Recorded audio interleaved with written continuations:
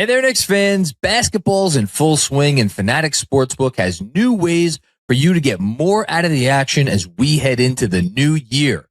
Every bet earns you up to 10% FANCASH, win or lose. So even if your bet doesn't go your way, you're still building FANCASH you could use across the FANATICS universe on apparel, fan gear, and more. If you haven't made the switch yet, now's the time. FANATICS Sportsbook. Winning, it's different here.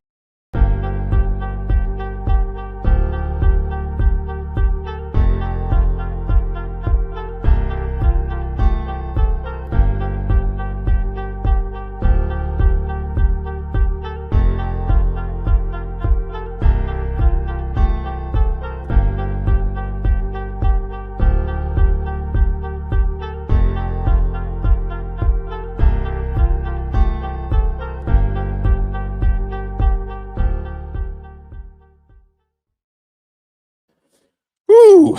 That was a little tighter than you wanted it to be. This fucking team, man. This fucking team. Welcome to the Knicks Film School Postgame Show, presented by FANATICS Sportsbook, where we are here to talk about another Knicks win. And it feels like we've been saying that a lot lately. Another close Knicks win. It absolutely feels like we've been saying that a lot lately. And a Knicks win that, and I think it's interesting. It's good. This is going to be another interesting game to talk about. All these recent games have been interesting to talk about because if someone wanted to, after a game like this, a 130 to 125 final over the New Orleans Pelicans in New Orleans, to put the Knicks road record, by the by, above 500. Shout out to Dom Cappuccini. I know you have your eye on that.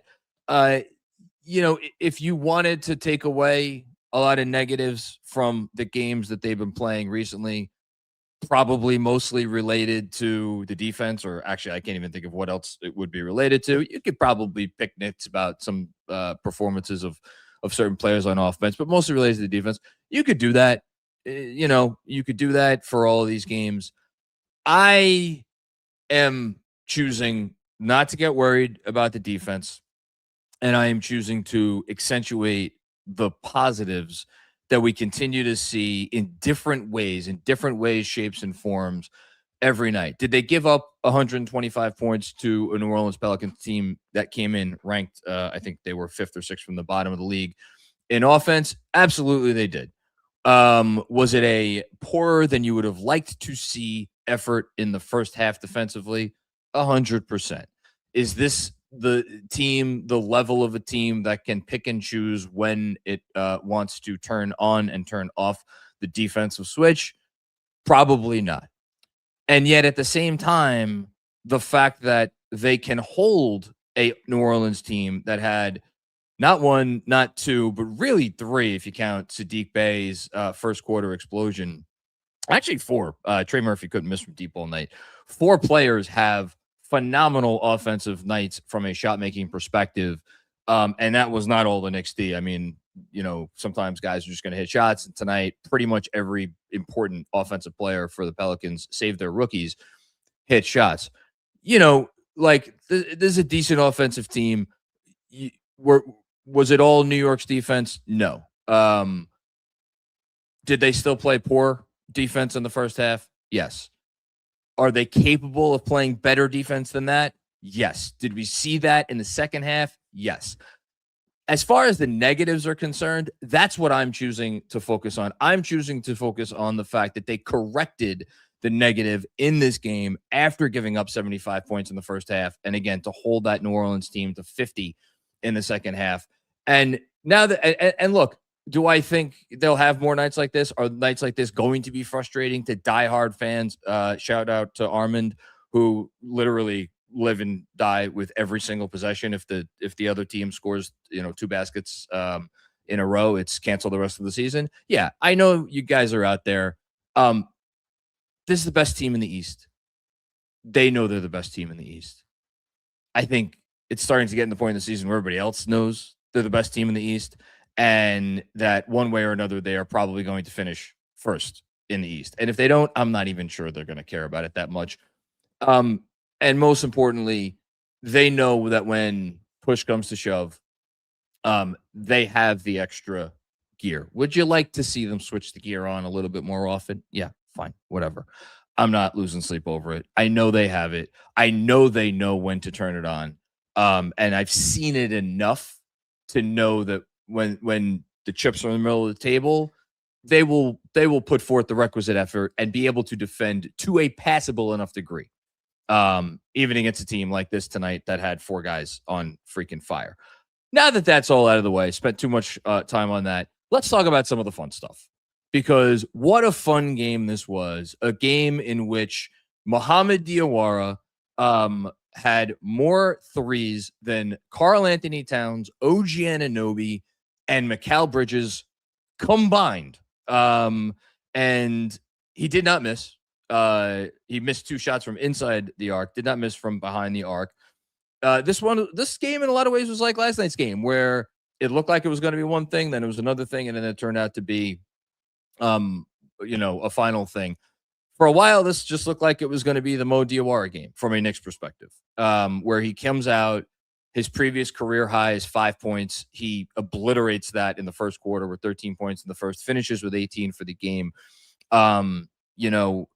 We keep uncovering these gems, these finds, whether it is a Tyler Kolek or a Kevin McCullough Jr., who, by the way, Kolek, nice minutes tonight, not as overtly loud as some of his other performances, but nice minutes, although I could have used him to get another rebound. More on that in a little bit. Kevin McCullough Jr., really nice minutes. Become something of a defensive, if we need.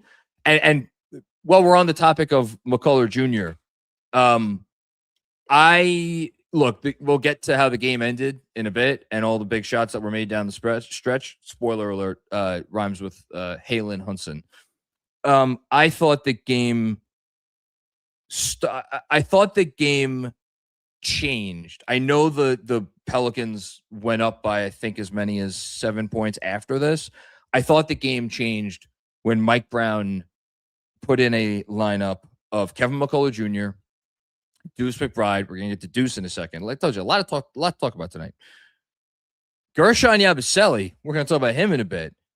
And Trey Jemison III, those 4 guys surrounding Jalen Brunson.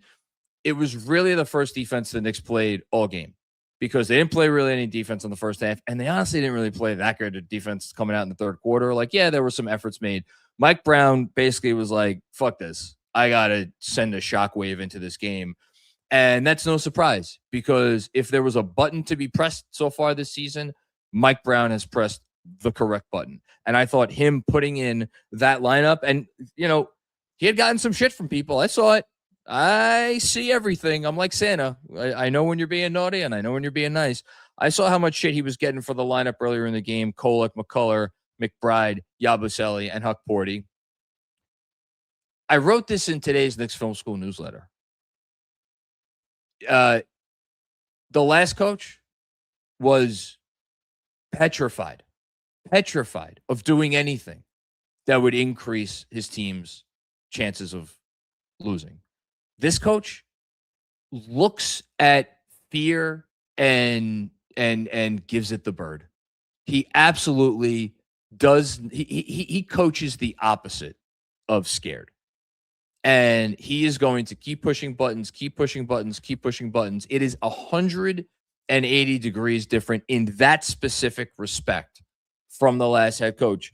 And I think that's what this team needed. This veteran team where, again, they know how good they are. And that's got to be a tough thing to know. Like, look, fast forward this fucking thing for 4 months already. Can you save us the trouble? We know where we're going to be. We just want to get on with it. I get it. That's why I'm like, I'm not mad in the slightest that they continue to go out there and kind of give half-assed defensive performances. I get where they're coming from. But that doesn't help Mike Brown. Mike Brown still needs to make sure that they go out and do everything they can to win these games. And I thought for just continuing to try to find things.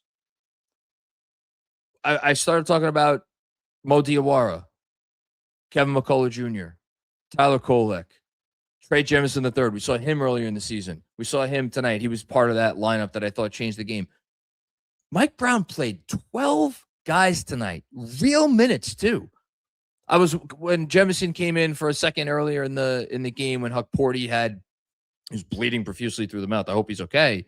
I was like, well, 12 guys get in the game, but it's not really 12 because Jemison only stayed in for, that little bit of time because of the blood situation. No, Jemison came back in. Mike Brown legitimately played 12 players tonight.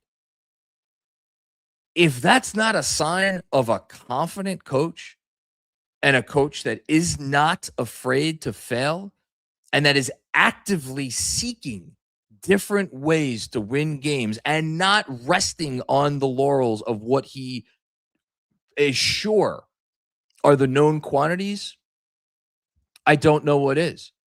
And all of that tinkering and poking and prodding and, okay, let me turn this leaf over. No, okay, let me turn that leaf over. You know what? I haven't turned that leaf over for a while. Let me go check and see if there's anything different under that first leaf this time around. That's how we got the Kolek renaissance after he was out of the rotation for a while.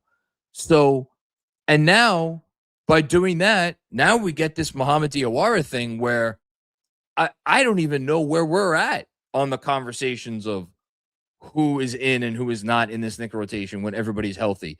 You have in this kid, Mohamed Diawara, I'll just read his stat line, 18 points in 18 minutes, 7 for 9 from the field. Again, perfect from behind the arc. Couple of steals. You have a 6'9", 6'10", long, lanky wing who can defend. He's an above-average NBA defender right now. Is he a great defender? He's a rookie. He's not a great defender. There's pretty much no great defenders as rookies. He's a pretty good defender, though. And he has all the confidence in the world, and he can stroke it, apparently. And he certainly has the confidence, to stroke it. So, there's another guy. We keep having these other conversations about, all right, if the Knicks are going to make a trade, shout out to my guy, by the way, Jonas Plout, longtime fan of KFS and subscriber, going to be doing a guest spot for the newsletter at the end of the week and a couple more to come, talking about trade scenarios. And is it going to be, if the Knicks make a trade for a guard, a ball handler? Is it going to be for a wing? Is it going to be for a big? And examining all the different options and salary cap implications. Excited for that series, which we're going to be running over the course of the next month. But that's been such a topic of conversation. And now Diawara's emergence on top of McCullough Jr. It's like, all right, I mean, do they really need a wing? And then you got Kolek, and now Clarkson's back, or McBride is back. And it's like, okay, do you need a guard? So I always say this after every time this topic gets brought up. Ask me tomorrow, because my answer is probably going to be different. Tonight, my answer tonight would probably be a big. Because the other, besides just generally the defense tonight, the other thing that I think stood out to me, 50 rebounds for New Orleans, 42 rebounds for New York. Yes, the Knicks had 10 offensive rebounds. Credit to some big offensive rebounds late, including perhaps the biggest, Deuce McBride. But they're just not the same team on the boards at either end without Mitchell Robinson. And I would say defensively, you really saw it tonight. Even after the Knicks locked in, they could have used Robinson's presence around the rim. So maybe it's a backup big for those games where Mitchell Robinson can't go, and God forbid if there's ever a game in the postseason that he's hurt or whatever the case may be. So that would be my answer tonight. Anyway, back to this game. So crazy game, back and forth game. Nobody on the Knicks, other than Diawara, really. And again, it's like he only played 18 minutes. Nobody on the Knicks had a great game. Everybody who played tonight, you could pick nits. OG Anunoby, probably the player of the game because of what he was able to do on defense. And I don't blame him in the slightest for not being able to stop Zion. When Zion's going like that, when Zion cares, what a nice thing. When your superstars care. When Zion cares, he's unstoppable. There's nobody in the league could do anything with him.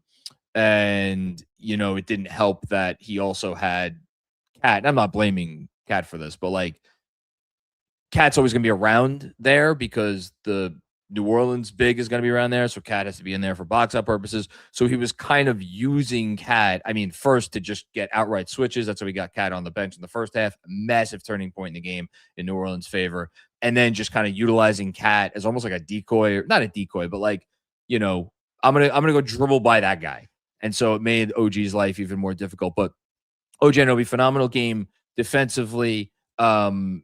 It felt like he hit so many big shots, and you look up and he was 8 for 22. Why is that? Only 1 of 8 from deep. So OG, not a perfect game. Cat did some nice things, but certainly not a great Cat game. He only took 9 shots, made 4 of them. Muted impact, had some issues defensively. I was ready to freaking throw something on my television screen when with the hand down, man down on the Trey Murphy 3 late. Get your hand up, man. Like, he's putting it up there. Get your hand up. But you're always going to have a moment or two like that. So not a great Cat game, not a great Brunson game. Of course, Jalen Brunson's going to hit massive shots late. 2 insanely big 3-pointers. The first one to make it 112, 111, I think with about 3 and change to go. And then the second one to tie the game after the hand down, man down at 117 all.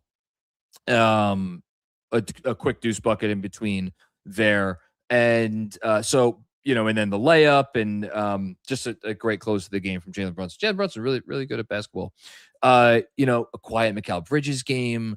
Jordan Clarkson did some nice things. They needed those buckets I think it was at the beginning of the fourth quarter. Important buckets there. I actually thought he played really well. Like I said, Kolek, some nice things. Talked about McCullough, talked about Jemison. Let's finish up the monologue by keying in on 2 very different Knicks in terms of their popularity level, certainly around the fan base, and the roles that they have played on this team, their importance to the organization, all sorts of things. And that's Deuce McBride and Gershon Yabusele. First game back for Deuce. You saw a few things right off the bat that you have been missing. For one, the aggressive point of attack defense. Is it always going to be perfect? No. And sure enough, I think it was his very first defensive possession of the game, McBride foul. I think it was an N1 actually. Fouled Jordan Poole, trying to stay connected. But he's quicker than everybody else out there so often. Sometimes it's quickness to a closeout. You saw him make a textbook closeout in the corner in the second half of this game. Sometimes it's quickness to the ball. You saw that on the offensive rebound late. Sometimes it is quickness getting up the court and getting to the rim. You saw that on the quick 2 in between the 2 Jalen Brunson 3s. And then one of the biggest shots of the game, if not the biggest shot of the game, the 3-pointer to put them up 120 to 119, the quick release. He plays at a different speed. And for a team that, again, it's a long season. They know it's a long season. They're going to go through highs. They're going to go through lows. You got to have that guy there, as whether it's your spark off the bench or potentially even, this conversation is never going to die as long as he's on the team, nor should it, potentially in the starting lineup, So fantastic comeback game for Deuce. Gershon Yabusele. So he's the first guy off the bench after being out of the rotation, I believe, for the last 4 of the last 5 games. The 5th game, I think he had an illness. And there was some talk about, Yabu showcase game. It's in New Orleans. Maybe the Knicks want Sadiq Bey. Put 2 and 2 together. And then a funny thing happened. Yabusele started playing great. Actually, not great. Started playing well. Were there some moments of discontent? Yes, of course. And that is because this is a player who has seemingly lost the ability to stay in front of any guard that has any semblance of a handle. And that's a bit of a problem in the NBA in the year of our Lord 2025. But You saw him get real hashtag meaningful minutes at the 5 tonight. Again, it was kind of out of necessity because Cat was in foul trouble and they obviously did not have Mitchell Robinson. I thought that was interesting. And then, it's like so often in the NBA when a guy is not playing great, what does it come down to? It comes down to shooting. It's crazy how often guys can go from playing awfully to like, oh, you know what? That guy's actually pretty helpful when the shots start going down. Took 4 threes tonight, made 3 of them. Did have a couple of turnovers, including I think he stepped on the baseline once, not ideal. But, I think he had a big offensive rebound. He had a nice assist. Who was it that threw a really nice pass tonight? Was it him? I think it was Yabu. Yes, the dish to Trey Jemison the third. Really, really nice pass. Probably the best pass he's thrown all season. So Yabu doing lots of different things to help the team win and came down, stretch of the fourth quarter, 4 minutes left, whatever it was. OG needed a little bit of a breather, clearly, because I can't imagine how gassed OG Anunoby was. He played 37 minutes tonight. And who does Mike Brown trust in that spot? But Gershon Yabusele, maybe for a little bit of like spacing, a little bit of I'm going to trust him on the boards, a little bit of maybe I just like want some size out there against Zion, somebody who could try to at least be a big body. Whatever it was, that Mike Brown's not out here fucking around. He's trying to win these games, while doing all of these other things in furtherance of obviously the long term, but the short and intermediate term. But like when you're talking about that specific spot, 3 minutes, 4 minutes left in the game, he didn't have to put Yabusele out there. He put him out there because there's clearly some part of Mike Brown that trusted him in that spot. And that's a beautiful thing.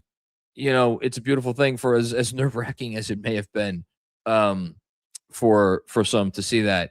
And so I think probably other than Diawara, the two guys that I am going to, and Brunson for making those shots, the two guys that I'm going to think about most from this game are Deuce and Yabu. And look, we're 5.5 weeks, 6 weeks, whatever it is from the trade deadline. Again, played 12 guys tonight and Josh Hart is hurt and Landry Shamet's hurt. They have a lot of players. I don't know for sure they're going to make a trade. I would probably, if you gave me even odds, I'd probably bet on it.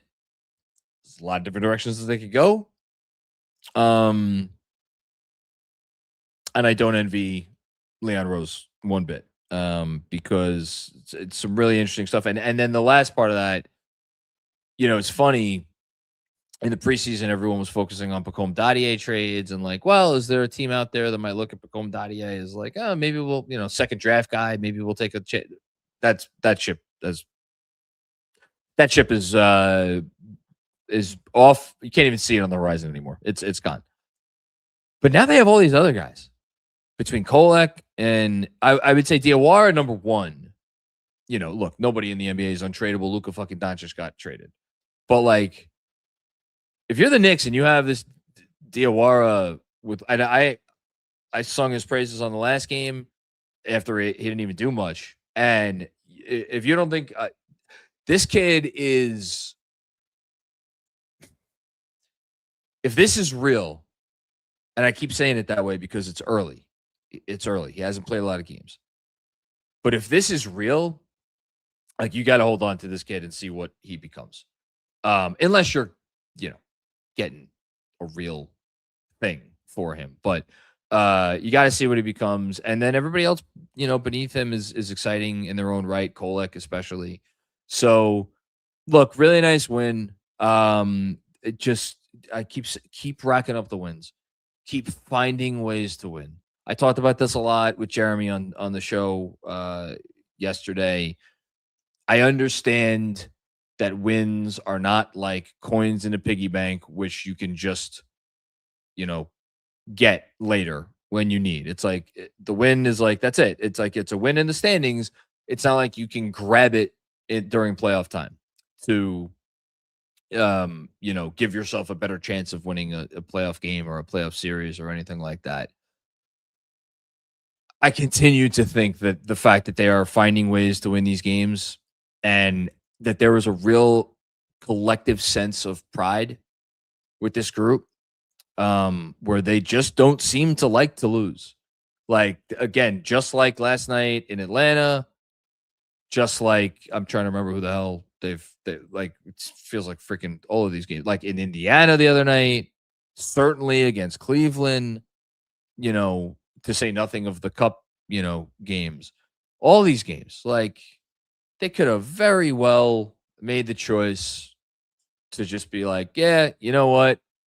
Freaking Sadiq Bey scored 23 points in the first quarter tonight. You know what? It's not our night. They could have made that choice. Zion's on one, Poole's on one, Murphy's on one. It's not our night. It's freaking like Bourbon Street's undefeated. The French Quarter, long live. They could have made that choice. They didn't. And credit to them for that. They now go to 23-9. It's pretty good. A quick look at the old Eastern Conference standings tells me that they are now a game back of the Detroit Pistons and now 3.5 games clear of the Boston Celtics. Shout out to Portland for beating them last night. They're in a good spot.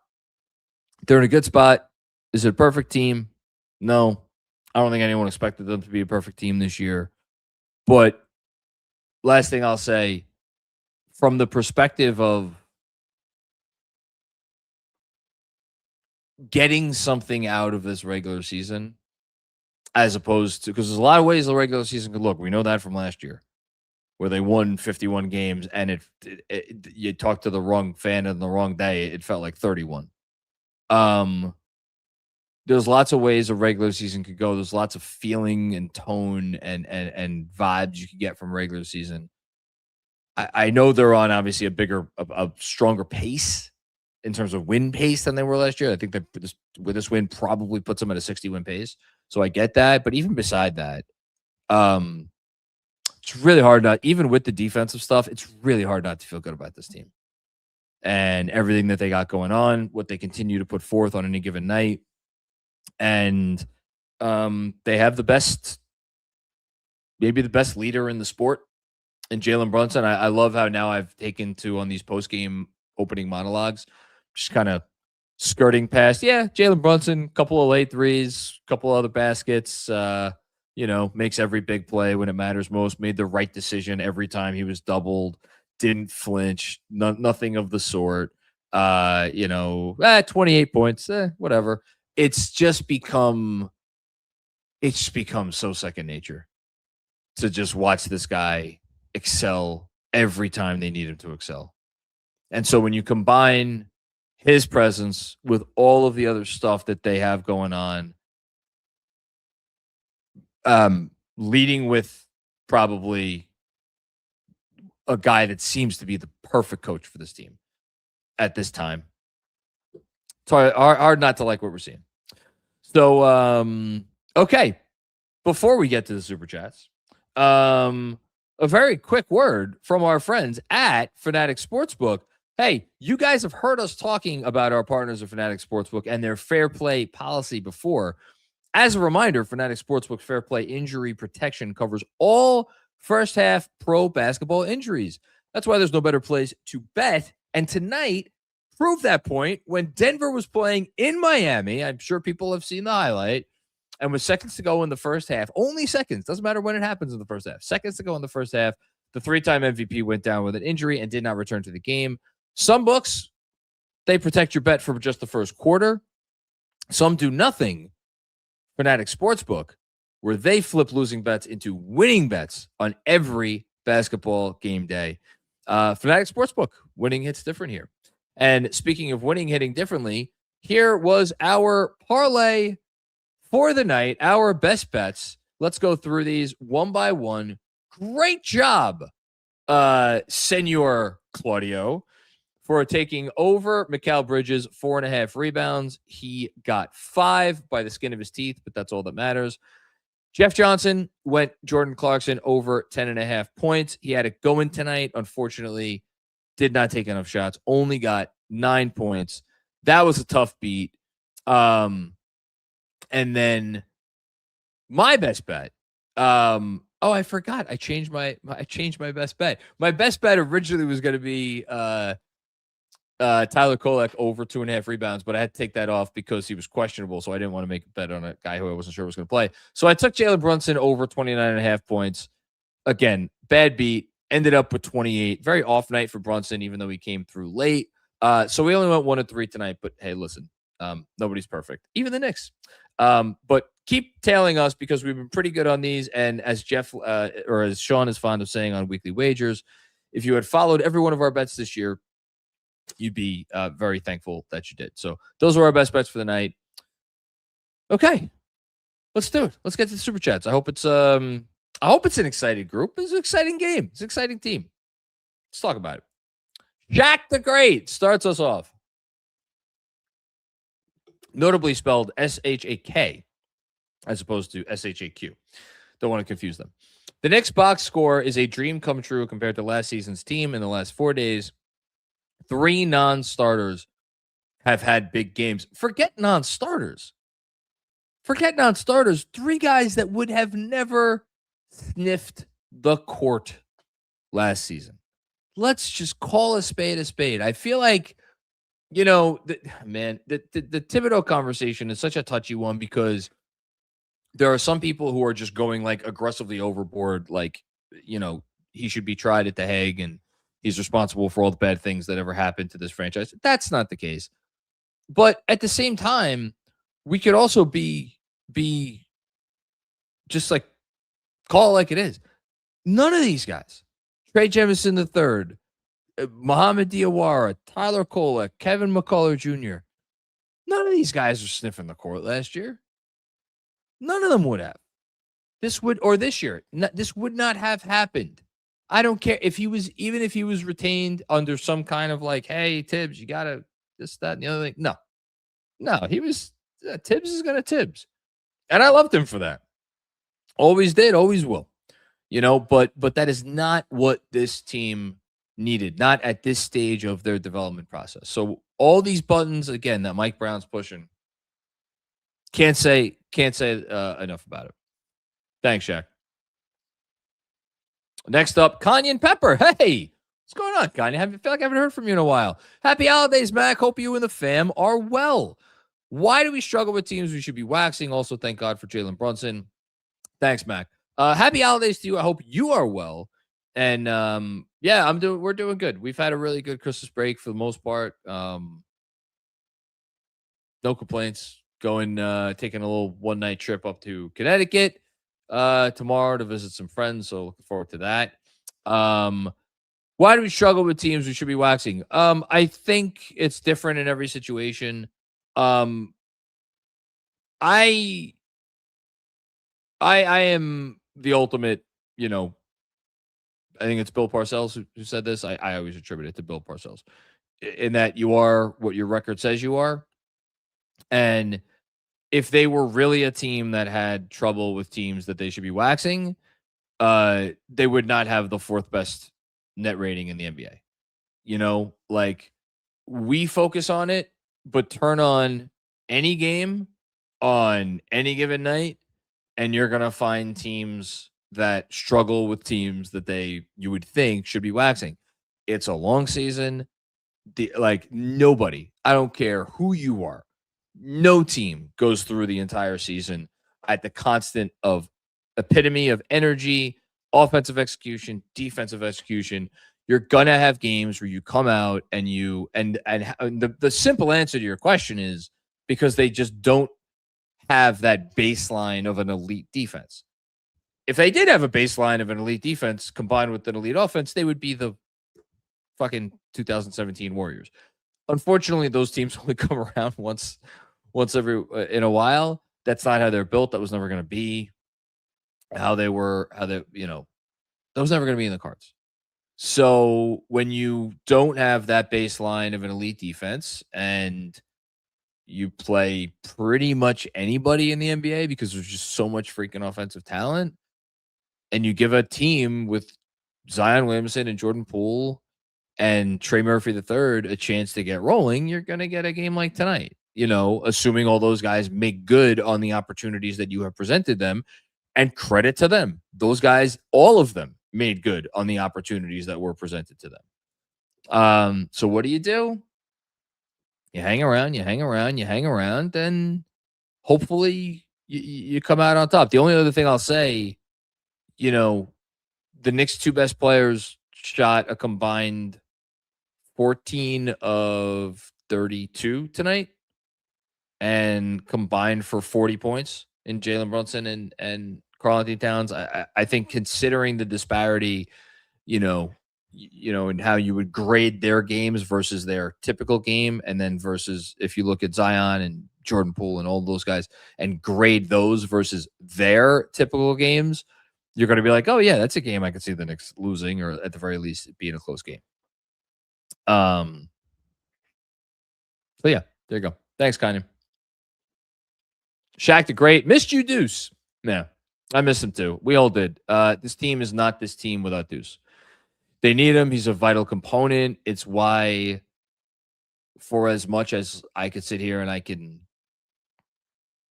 depending on what the return would be, I could give you an argument for like, oh, should they pick up the phone if someone calls about Deuce before the deadline?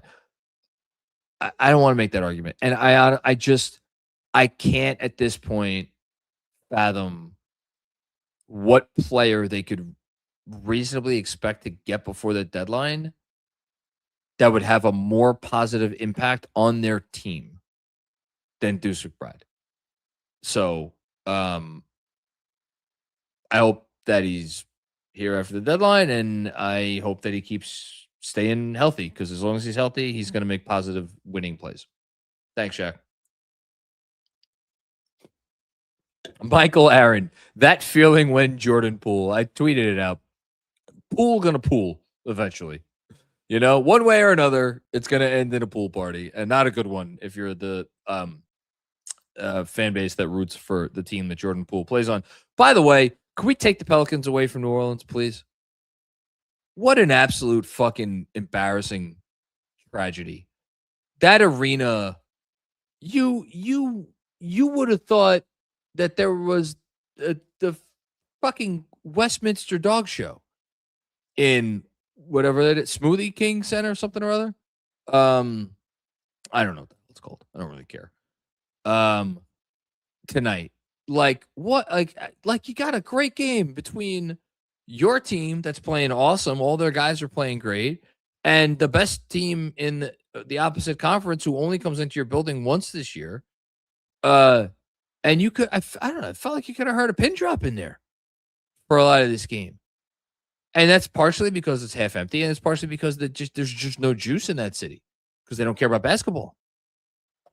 Send them to Seattle or Vegas or fucking Albuquerque, anywhere that would care more about having an NBA team than the city of New Orleans. And it pains me to say that a little bit, because I think New Orleans is a great city, but they just don't care, and they don't deserve a basketball team.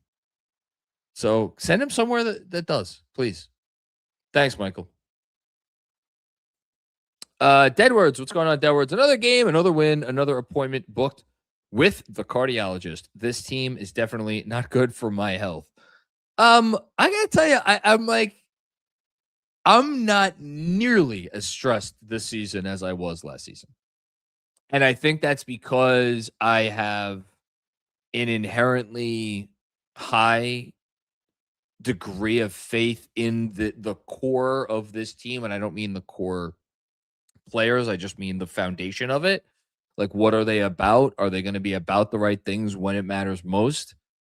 And because I just feel very strongly about that, like, let's say, Deuce doesn't make that three, or JB misses one of his threes, or Deuce can't get that offensive rebound, or Jordan Poole was able to draw that foul on that ridiculous shot attempt. Let's say any of those things happens tonight and they lose this game. It's like, all right, you get it. It'd be a very different post game. I would get that. I wouldn't be worried. I wouldn't be worried. And I know you're saying, like, you're being facetious, and I think a lot of fans are probably in the same boat as kind of what I'm describing, including you, where yeah, it's nerve-wracking for sure. These games are nerve-wracking. But it's just so nice to have a team that you feel good about at the end of the day. And you just hope that they could stay healthy for the rest of the season and be peaking at the right time. Thanks, Towers. Will Oliver, refreshing to see everyone get a chance to play. Not everyone. Pacome. What'd you do, Pacome? Who'd you piss off? No. Pacome Dadier, I don't know where that dude's gonna eventually wind up playing basketball. I hope he figures it out. But yeah, no, it is refreshing. It's absolutely refreshing. Thanks, Will. TJ 2K's burner. Mo Threawara. Loving the progress. Hashtag second round, best round. Yeah, I mean they keep pulling these fines. Obviously Deuce. Mo, they've had some other nice hits. I mean, I don't know if Porty's an NBA player yet. We'll see. I think Kevin McCullough is an NBA player. I could say that. Kolek, needless to say. So all this stuff is great stuff. As far as Mo, if his nickname ain't Cool Mo D, we're done here. Like, that's his nickname. Let's get used to it. Now, if you want to go Cool Mo, if he really does become a marksman, Cool Mo 3? Is that the way? Kevin is nodding. You like that, Kev? Okay. Kevin's nodding behind the scenes. I could do Cool Mo 3. But he really needs, I mean, he was 33% on, I think, 18 shots coming in tonight. So, well, that percentage is going to go up now. Maybe that's it. Maybe it's Cool Mo 3. Yeah. I should have saved that one. Thanks, TJ2K. Will with another one. Rest in peace, my heart, but this team just finds a way to win. This is fun. It would be fun if they were just going in there and blowing everybody out. No, they're a fun team. They're never out of a game. Jalen Brunson's not gonna let that happen.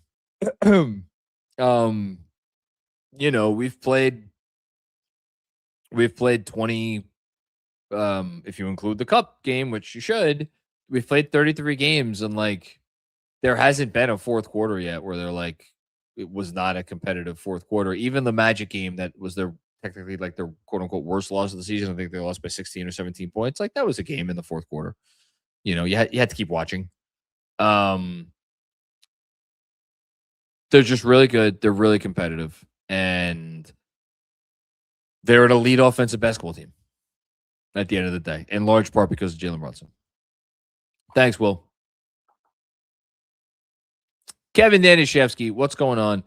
Weird to be as happy as I am with a close win versus that team. It's not weird at all, man. I don't think it's weird in the slightest. Truly, I don't.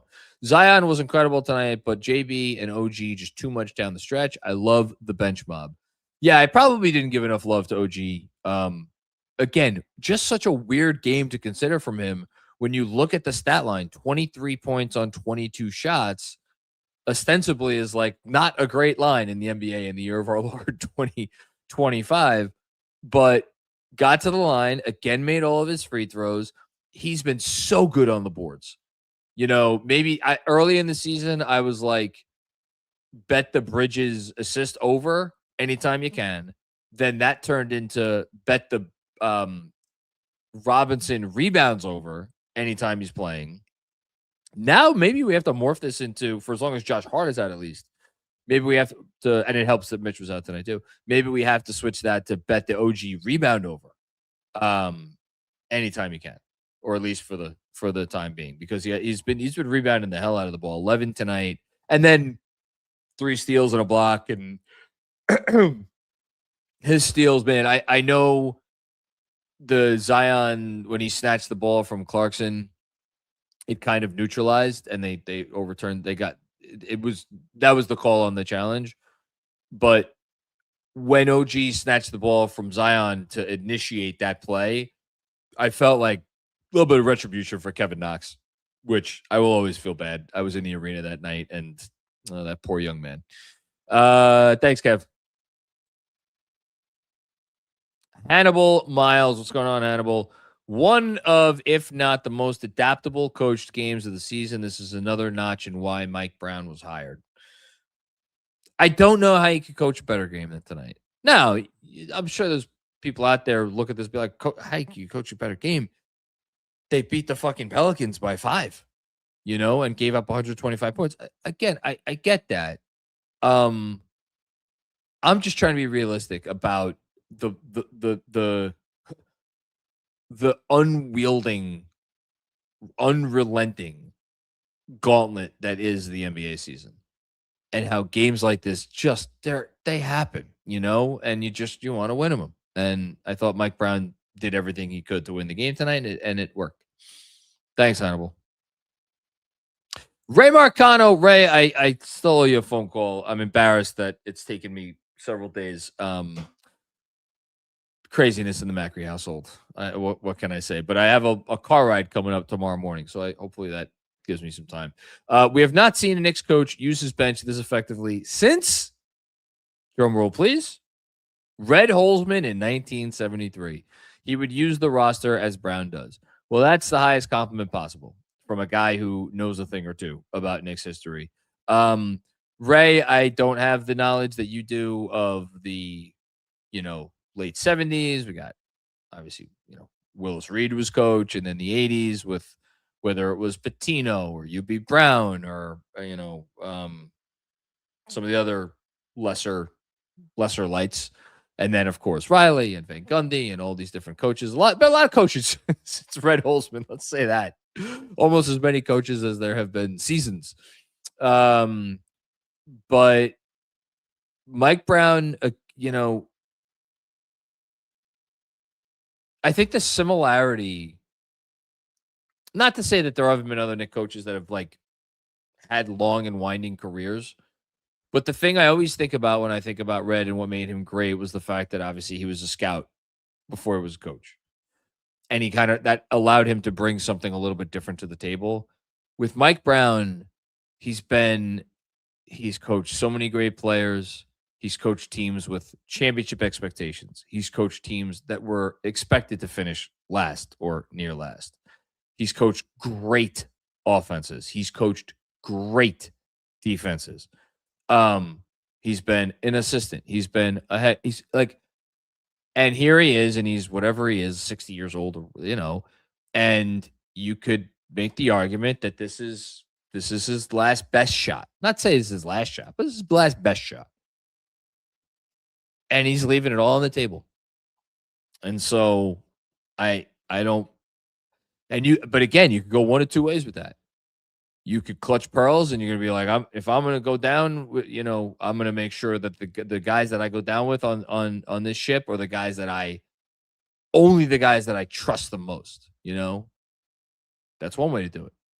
This is a different way. And it's just, I'm going to keep using the word. It's refreshing. It's refreshing. It's the only appropriate word for it. It's refreshing. Thanks, Ray. Uptown Hoodie, what's going on, Uptown? Reports this morning that Tibbs was seen in the business center of a European Marriott hotel Googling Kevin McCullough Jr. I don't even know how to respond to that. I wonder where Tibbs is. I hope Tibbs is well. I got into it with someone, one of my newsletter subscribers before, because I just didn't really care for his tone. But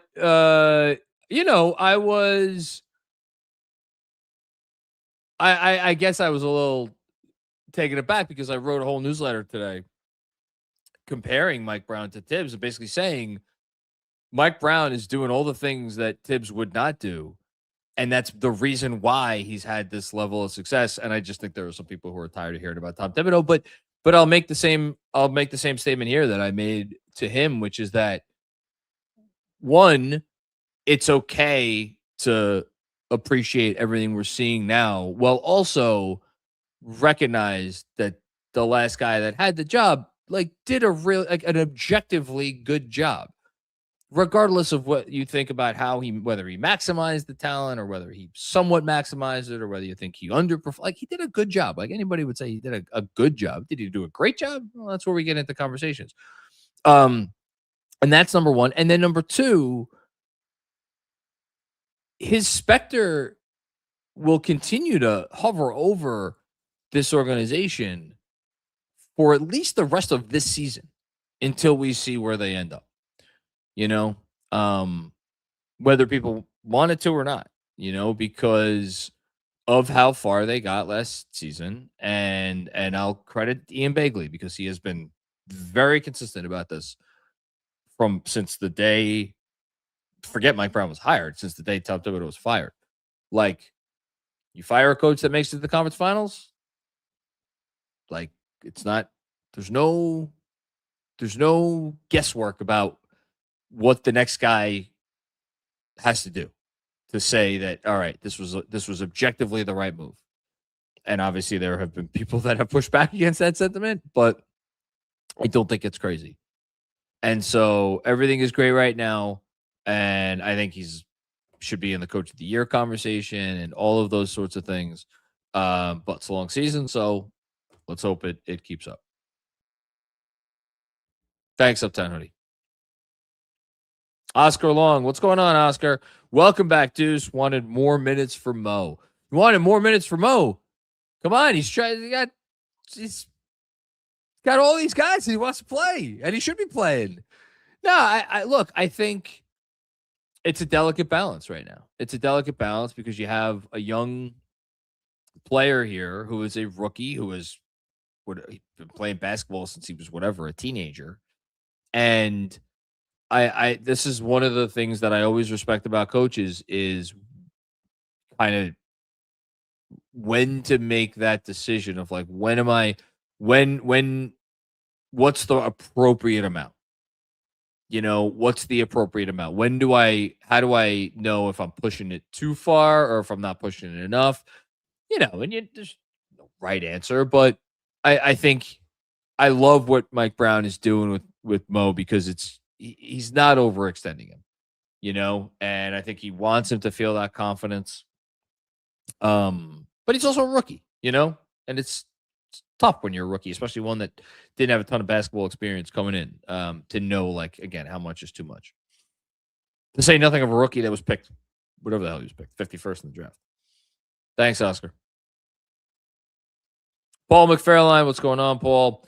The Frenchman playing well in New Orleans. I'm so excited about Diawara. And Yabu wasn't awful, even though he didn't know the play at the end. Let's fucking go Knicks. Yeah, I didn't bring that up before because I was trying to be kind. DJ tweeted it out that he doesn't remember ever seeing Jalen Brunson as mad at a teammate as he was at Yabu for either not knowing the play or not executing the play properly, whatever the case was. It's not a great look.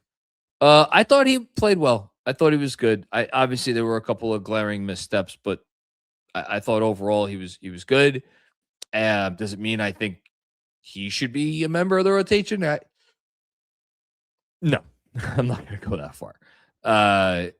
I would like to continue to explore the Gershon Yabusele trade market, and I'll leave it at that. Thanks, Paul. J-Rock, what's going on, J-Rock? Thanks for all you do, KFS. Our pleasure, man. Feels like Diawara landing around these particular vets has been great for his development. Yeah, man. I got to tell you, I kind of love that Brown started him, even when Deuce was back. I think one, it helps to ease in Deuce, and it gives him, and look, tonight clearly was the right move to start Mohamed Diawara. But I think this has become, you want to talk about all the 180s that this organization has done since Leon Rose took over. This was not a place that was known for outstanding development. And now you look at the success stories and obviously a lot of those conversations devolved into unpleasant back and forths because of whether young players were playing enough or this, that, and the other thing. But there's no question that, like, if there was a young player here over the last 5+ years, they have developed. And I think that is in large part because of the veterans that Rose has always had in this locker room, whether it was a Taj Gibson or a Reggie Bullock or, an Alec Burks. Like it is, they're pretty good about bringing in serious people. And now, obviously, now they have the epitome of that with your Brunsons and Bridges and Hart. Even Deuce is like young, but he's a veteran. It's a really good situation for these kids to be around. So that's great. Thanks, J-Rock. Rob Delusma, what's going on, Rob? Evening, JM. I reiterate what I super chatted you last game. I was not worried because these Knicks are for freaking real. Enjoy the night, my guy. I will enjoy the night. This is great. It's a really fun win, and they're just playing such great ball right now. They are for real. It's why I'm not worried either. Now, I think you're more like, I'm not worried because they're like, I know they're gonna win. For me, it even goes beyond that. Again, I'm not worried about this team. I just have a lot of faith in this team. Doesn't mean I automatically think they're gonna get to the finals. Let's see how the rest of the year goes. I'll tell you this. I picked them to make the finals before the year. Felt like I did that prediction through gritted teeth. I definitely did not believe it with my full heart. Not that I would pick anyone else, because I just didn't, I didn't have great faith in the Cavs or any of these other teams. But I just, I was like, all right, well, I guess I do have more faith in the Knicks than any of these other teams. Now, man, again, it's not automatic because nothing is ever automatic. They are not a team without flaws, but I don't know how anyone could look at this team right now in this Eastern Conference and not think that they are easily the pick to make the finals. Thanks, Rob. Kev, we'll do one more and then we'll do the stat of the night. Taxi Dave, my guy. Hukporty, Kolek, McCullough, Diawara. Who's next? I don't know. We'll see. There's only one guy left. It's Colm Dadier. And I think we'll be waiting a while for that one. I'm from upstate New York and I'm moving back there. Pizza place is accepted though. Love my beloved Knicks. Okay. So you're from upstate New York and I'm moving back there. Oh, I don't know any pizza places in upstate New York. If you're in New York City, I'll give you pizza places. I'll give you pizza places out the wazoo in New York. I always shout out LMB in Brooklyn. Some good pizza out on Long Island, I got to tell you. I forgot. I forgot how much respect that Long Island's pizza game deserved until I moved back here. It's solid pies on the island. I'll say that. Thanks, Taxi Dave. Okay, stat of the night. Here we go. Jonah Kaufman's Nito stat of the night. I love that. Tonight's stat, 35, as in 35 assists, which is what the Knicks had tonight and tied for the most they have had in a game this season. Great job by Jonah pointing that out. I did not even realize that they had gone over 30 assists, let alone 35 assists, let alone that it was their most of the season. It's the 9th time they have had the over 30 assists. They remain undefeated in those 30 assist games. That I'm not surprised by.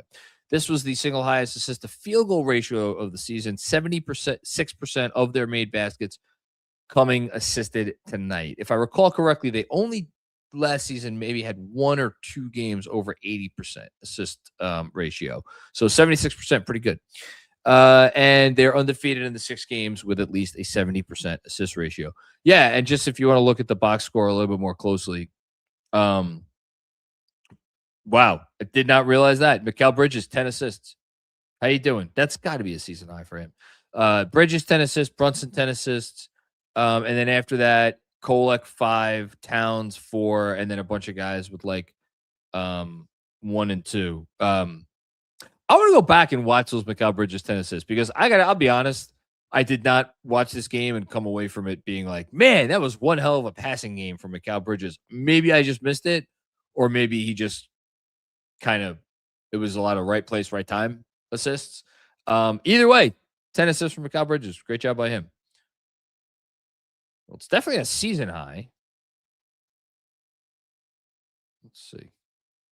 It is a Knick high. That was the only question left. Is it a career high? I can't imagine he's never had double-digit assists before. Holy shit! Career high, 10 assists for Mikal Bridges. Wouldn't you know it? How about that? Good for him. That's really cool. All right, that is your Nito stat of the night, presented by Knicks Film School intern Jonah Kaufman. Thank you. Drew P, what's going on? Good to see the lineup. Need a bigger sample. Yeah, I it was not lost on me that he closed the game essentially with the lineup, with Deuce in with the starters. Yeah, we'll get a bigger sample. Like Mike Brown's not dumb. He's not dumb. He knows how good that 5-man group could be, and he's going to go to it. I'm sure. Thanks, Drew. J.A. Chase. Love the game by Cool Mo Diawara. Okay, another variation of the nickname. Hashtag how you like me now. It's a good hashtag. How do I like you now? I like you. I like you very much. That's the answer. Good game, my Diawara. Playing again, outpacing a lot of guys drafted ahead of him. I mentioned that in the newsletter today. He's like creeping. If he keeps playing this many minutes a game, pretty soon he's going to be like top 30 in minutes for his draft class, which would be pretty impressive. Tim L, let's go Knicks. This team always seems to find a way. OG all defense first team. Knicks all the way. New York Knicks all the way from Melbourne. I love my Aussies, man. Love my Aussies. I feel like there are so many great Knicks fans down under, that represent constantly. And it's just great always to hear from them, especially the efforts that you guys make to watch the games, even though they're at all these crazy hours. So, yeah, great stuff there. First team all defense. So, trying to think here. The funny thing about first team all defense is that there is a team right now, even with their recent like quote unquote slide in the Oklahoma City Thunder, that like they're obviously the best defense in the league. The best defense in the league has seen in some time, relatively speaking. And yet, I don't know that the Thunder have one guy who I would say, like, if this guy isn't first team all defense, you shouldn't have a first team all defense. Like, is Dort at that level? Is Chet at that level? Cason Wallace, I just don't know if he plays enough minutes. Like J Dub's already missed the cutoff as far as games. Like Hartenstein, I love Hartenstein. He's not at that level. Caruso again. He misses. He doesn't. I don't know if he's going to meet the games threshold. And even him, it's like he doesn't play enough to be like an automatic. You could make arguments for 3 or 4 guys on that team that they should be first team all defense. I just don't know. I don't know how to handle the Thunder when it comes to first team all defense. You look down the line, like, Draymond's going to get love. Probably Asar Thompson. I don't think Asar Thompson's going to make it. And I don't think Pistons are the second best defense in the league. I don't think any Pistons going to make first team all defense. Bam, maybe we'll get some love by the end of the day. I mean, Wemby is just a games played thing. If Wemby plays 65 games, he's going to take one of the spots. That's a certainty. So the Rockets, they're going to be an interesting one. Because obviously, and then, sorry, I'm looking at the standings right now. Gobert is going to be heard from here. Dylan Brooks. I know that's going to sound crazy. I think Dylan Brooks is going to be heard from. Suggs, I don't know if he's going to make the games played, but you might hear from him. I'm trying to think who else. I don't think Boston's going to have anybody. Mobley should not be on there. Maybe the Nets are going to have a contender, but by the time all is said and done. Yeah, I think he's going to have a real shot. I think he's going to have a real shot. I think it's going to be dicey with games played because he's already missed however many games he's missed. There's going to be a lot of competition. You know, I'd have him on mine right now because he's eligible, along with Wemby, along with Amen, along with probably Gobert, and then pick a Thunder player. You know, maybe Chet. That would probably be my team right now. Thanks, Tim.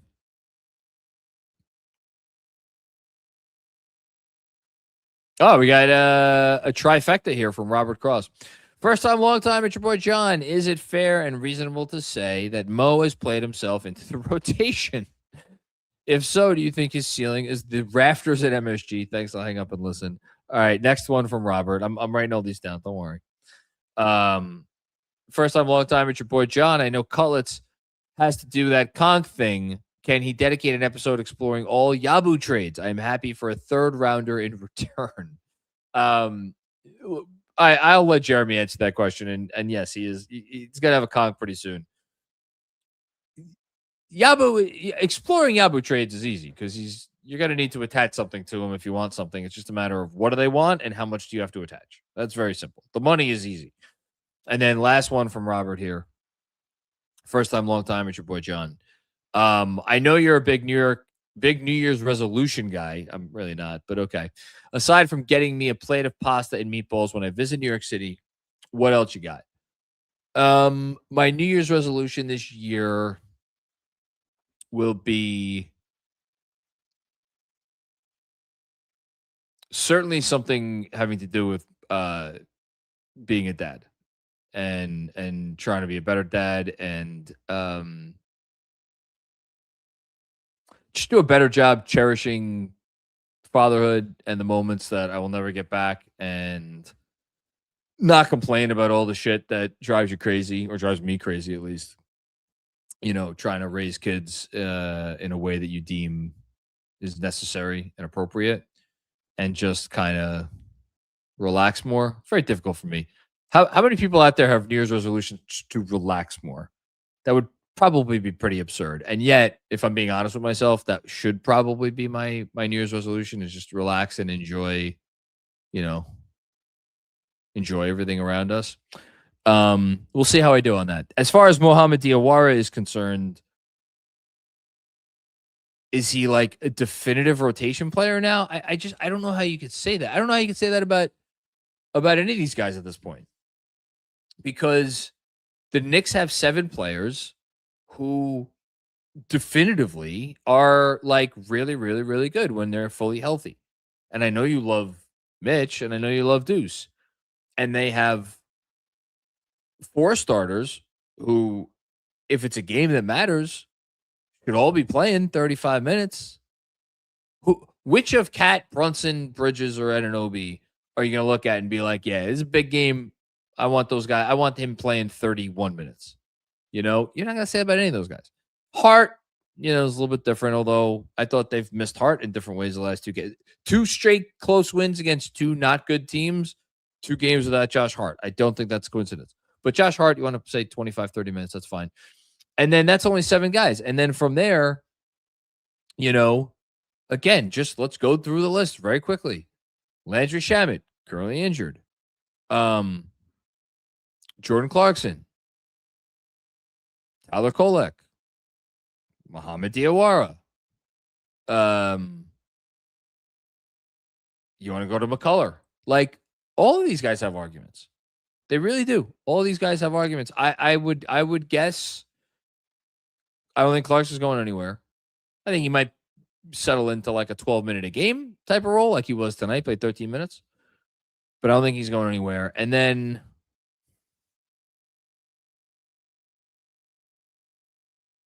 I think he likes Kolek. I think he likes Kolek in the rotation. I think Kolek's going to stay in the rotation. That's 9.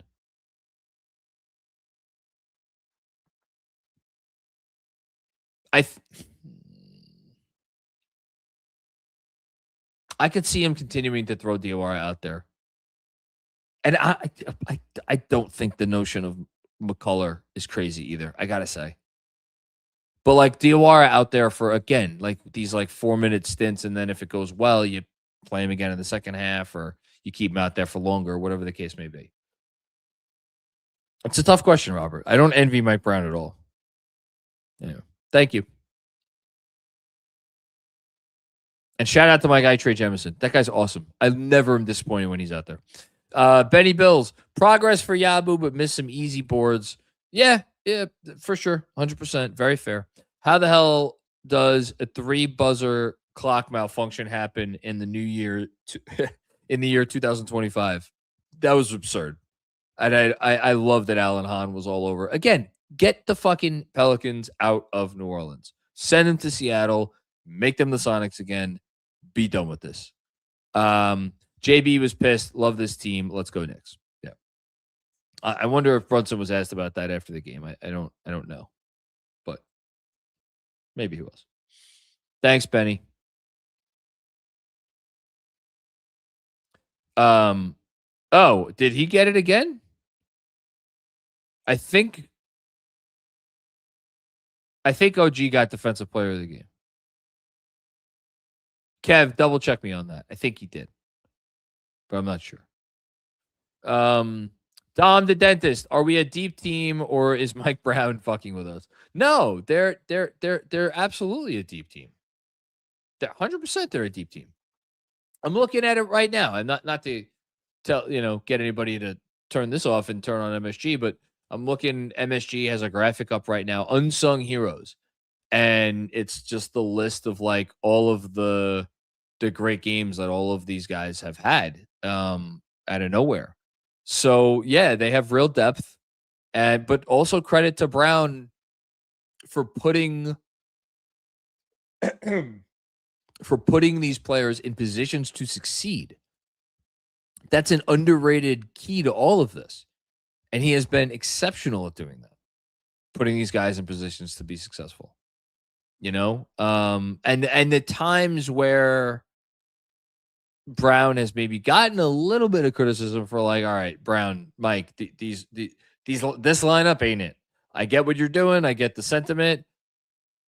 This lineup ain't it. Those are maybe the times where it's like, all right, he's pushing the boundaries a little bit too much, but those are usually associated with, there's reasons for that. It's not like he's doing that willy-nilly. It's either someone's in foul trouble and someone else needs a rest or whatever the case. Thanks, though. Next up. What are we doing? Yeah, it is OG. Okay. OG got the Tims again. So I checked my guy, New York Basketball, the best Twitter account on the internet. OG's now first on Defensive Player of the Game leaderboard with 6. Josh has 4. Bridges has 3. Deuce 2. Mitch 2. Huck 2. I'm going to have to count the ballots on that one. Cat 1. Landry 1. Clarkson 1. Trey Jemison 1. Kevin McCullough 1. My man, come on. Jalen Brunson can't get one of these fucking things before the end of the year. By the way, everybody out there, I'm sure everybody watching this right now is already following the New York Basketball Twitter account. It's at NBA_New York. I'm looking at it right now. He's at 99.9 thousand followers. Can we please get my guy up to 100,000? He deserves it. It's the best Knicks account out there. It's the only Knicks account you need to follow if you're a Knicks fan. And he has all the good stuff you want and none of the stuff you don't. So let's get him to 100,000 tonight because that would be really cool. Okay, next up. Chris Dayton, my man, the best Deuce supporter out here. So nice to have Deuce back to guard Poole. Get what I think was his first bang. 12 guys get time. Please keep it up, Mike Brown. Enjoy this ride. Yeah. I forget if he got a bang on that three. He just certainly deserved one. The three, of course, you're referring to came with the Knicks. Excuse me. Down 2 after. Why were they down 2? I think it was a Zion. It was probably Zion. Zion scored so much down the stretch. He's really good. But yeah, it was. Oh no, it was a Trey Murphy layup. That was actually a nice offensive play by the Pels. But Deuce made the three to make it 121-19 with a little under 2:30 to go. Massive bucket. Massive bucket. Oh, and then how about that OG driving dunk after the Zion driving shot? A little tit for tat there. That was nice to see. It was a really good game by OG. I don't care about the 8 for 23. It was a really good game for OG. Thanks, Chris. Knicks Boy 11. Nice name. And it's me on the avatar again. Let's go, Knicks. How much would you pay for used Mike Brown gum? Probably the same that you paid for that super chat, I think. Kev, would you give more or less? You like that answer? You like that one?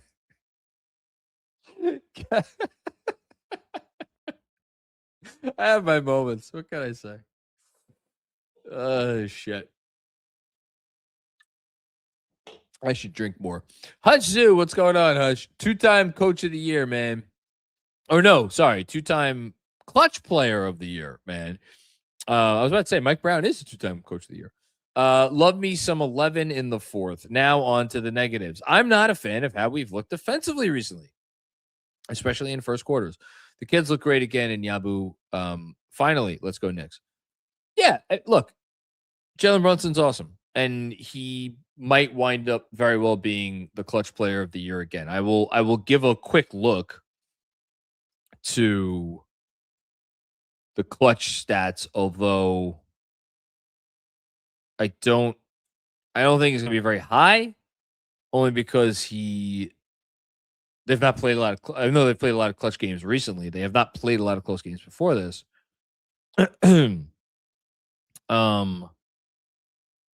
Yeah, the NBA's leader in clutch points this year. I don't know if this was updated after this game, but the NBA's leader in clutch points this year is SGA because the Thunder have played in 13 clutch situations. He has an absurd 100 points. Like, he's the front runner for clutch player of the year right now.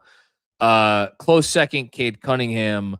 Not ideal. Cade Cunningham, 1 for 12 from 3 in clutch situations. Probably not what you want. But yeah, SGA, man, 11 assists, 2 turnovers in 64 and a half clutch minutes. That is ridiculous. Cade Cunningham, 12 assists, 7 turnovers, 98 points in 75 clutch minutes. So those are your 2 leaders in terms of clutch scoring. Then you go down, you got Jokic, you got Maxi, you got Ant, and then Jalen is pretty far down here. Has 33 clutch points in 37.6 clutch minutes. He's shooting 44% from the field overall in clutch situations. That's not great. However, again, I don't know if this includes tonight. 5 of 10 from 3 in clutch situations. That's pretty good. But like 33 clutch points in 37 and a half clutch minutes. Not many guys on a per minute basis in clutch situations are where he is. Wemby's up there. Giannis is up there. Derek White, believe it or not, is up there. Zion, funny enough. Those numbers will go up tonight. Jaylen Brown is up there. Again, talking about just per minute basis. Donovan, not surprising. Markkanen, he's up there. And then, my God, the only guy I think, unless I just missed somebody because I was scanning the list pretty quick, that has, or at least has like the highest clutch points per minute of clutch basketball, Kobe freaking White. who has 47 clutch points in 41.5 clutch minutes. Dude shooting 50% from the field and 55.5% from deep in clutch situations. That's absurd. Now, Kobe White's not going to win Clutch Player of the Year, but those are some pretty outstanding numbers. So give him credit for that. Oh, and then Devin Booker. 2 of 13 from 3 in clutch situations, but he's got 58 clutch points in 45.5 clutch minutes. That's really good. There's a lot of competitors for this award. And then, of course, the guy that I skirted right over and might be the front runner, Steph Curry. 64 clutch points in a little under 49 clutch minutes. That's spectacular. And Jokic. Yeah, man, this is great. And then the leaders, Jokic, Cunningham, SGA. It's gonna be. Let's just say this: it's gonna be an uphill battle for Jalen Brunson to repeat. Thanks, Hush. Squirt and Dirt, great name. More like Smellikins, but seriously, thanks for coming up with better content than me. Makes the workday easier listening to you guys. It is our absolute pleasure. Love doing it. I got I guess I could say it now. I got an episode coming up. Me and Andrew Claudio, we're getting on the we're the first pod I think we've recorded together. I don't know when's the last time I recorded with Andrew. It's been a hot minute. We're recording one tomorrow morning. We're going to do our annual. We've done this every year. Usually we do it for Patreon, but we're going to do it on the regular feed for tomorrow. Our annual predictions. We'll be doing Knicks predictions, may do a few NBA predictions. Recording that tomorrow morning, so something to look forward to coming up. Thanks, Squirt and Dirt. Appreciate you listening, by the way. Brunson Burner, 33. What's going on? The grit culture has been built over the past few years. Form is temporary. Class is permanent. That's a good line. Let's appreciate what Tibbs did, and now Brown ahead. I mean, I can't agree more with that. I don't. Again, it is sadly not surprising to me. I was going to say it's surprising to me. It's not surprising to me that there are just a lot of people out there who can't just enjoy the good and appreciate the good without like trying to crap all over the past. But, everybody has their own way of going about their business. So thanks, Brunson Burner. Dom Cappuccini, what's going on, Dom? Who knew the Knicks could pull wins out while playing the kids? I mean, I certainly had my suspicions. All you had to do was listen to, I don't know, any post game from the last 5 years, and you would have known those. Turns out I was wrong. Very happy to report that. Who knew our kids were this capable? Fuck you. Go Knicks. I like it. Yeah, Dom. Good win. Guy Huber, then. What's going on, Guy Huber? I have some not good thoughts about Bridges. I think it's about who too often is invincible or bad on both ends. Nice assist, though. But we won, so I'll forget it. Tough win. Guy Huber, my Lord, man. He's been the most consistent Knick on the team this year. Like, you could count the underwhelming Mikal Bridges games on one hand. They have played 33 games. You could count the number of underwhelming games on one hand. And I mean that at either end. Like, he's been so consistent defensively. And he's been a metronome on offense. I understand tonight you probably wanted a little bit more from him. It's okay. That's fine. The dude finished. I mean, he totally took 5 shots. So, like, yeah, 6 points. Okay. 10 assists and 5 boards. Like, that's and 2 steals and a block. Like, he is the 3rd/4th option on this team. He just doesn't have the consistent usage in this offense, which is, again, sometimes the ball just might not find him. Give a little grace for the guy. He's having an outstanding year.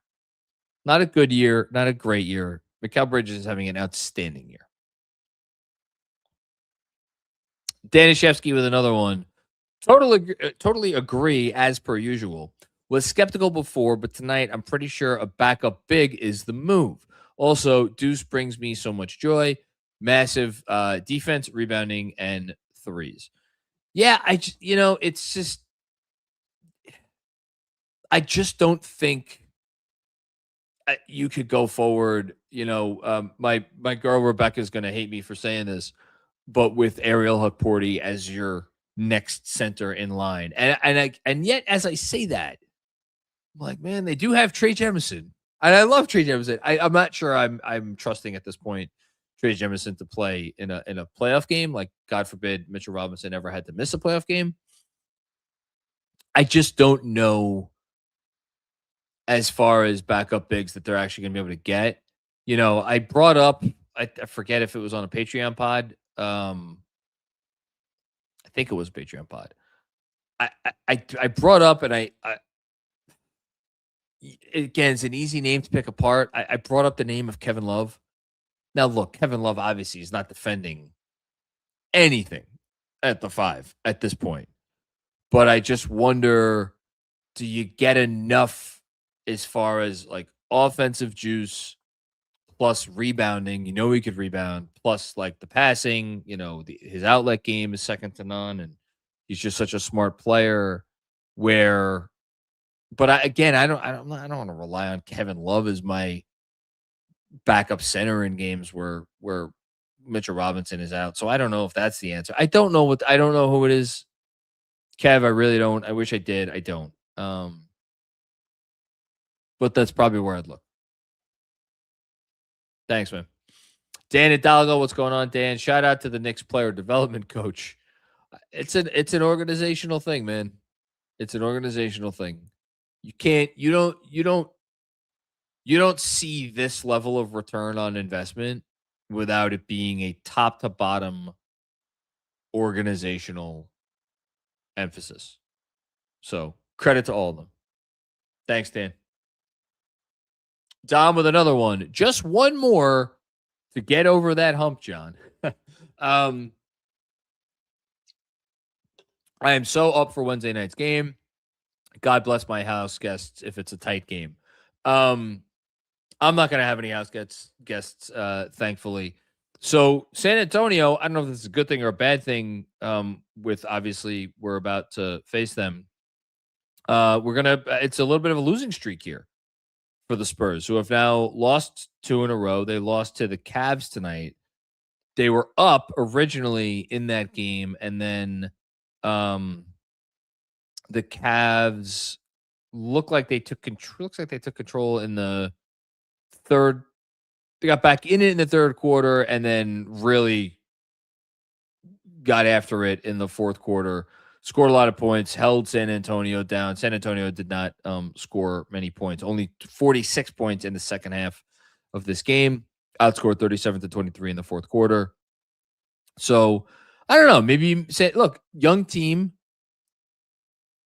Not impossible that they're going through a little bit of a rut right now. They had a really bad shooting night. Their starting lineup tonight.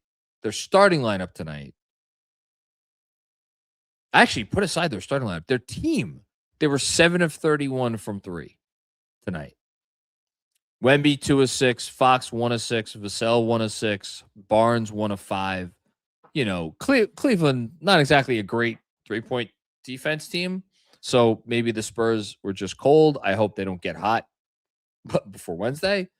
But they had really been shooting it well for a while. So maybe you figured a little bit of regression was in order. But they're healthy and they're good. So I expect that to be a tight game. Thanks, Tom. Matt G. I'm not out on Cat, but I'm close. Tonight of all nights? Come on. Horrible defense, 0 assertiveness on offense. Can't have this many games like this from your number 2 to win a chip. I'm going to chalk up the Cat stuff to the same thing I'm chalking up the defense to. It's a long season, and I actually will look, Towns had some great looks from 3 tonight. I think he went. Did he go 1 of 3 from deep? I don't know if that's right. Let me see that. He was 2 of 6 or 2 of 4 from 3. Excuse me. Got to the line for 2 free throws, but whatever. I thought he was good on the glass. I thought he just got into foul trouble. I think you would have seen a very different Cat game if he didn't get into foul trouble. Only played 30 minutes. But 12 rebounds, 4 assists.